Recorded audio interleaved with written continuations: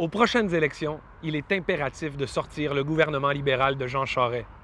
Mais il ne faut pas se contenter de ça.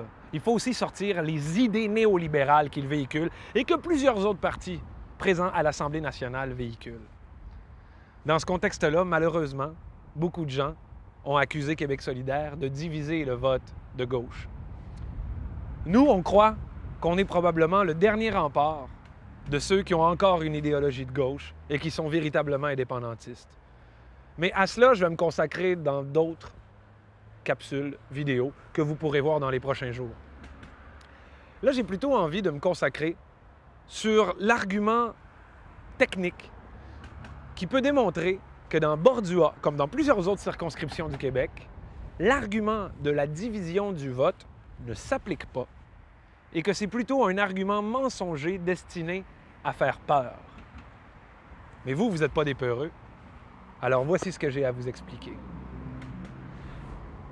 En 2003, dans Bordua, la différence entre le Parti québécois et le Parti libéral était de 13 %. 5 ans plus tard, en 2008, cette différence avait augmenté à 17 %. C'est donc dire que dans Bordua, le Parti québécois a remporté les élections par 17 % de plus que son rival. Donc, avant de diviser le vote à un point tel pour faire rentrer les libéraux, il va falloir qu'on milite fort dans Bordua. Mais en plus, le point le plus préoccupant, c'est l'abstention. En effet, aux dernières élections, parmi tous les électeurs inscrits dans Bordua, ils sont 53 000, 30 % ont voté pour le Parti québécois seulement. Et la plus grosse minorité, 37 % étaient des abstentionnistes. C'est donc malheureusement eux les gagnants, si je peux m'exprimer ainsi, de la dernière élection.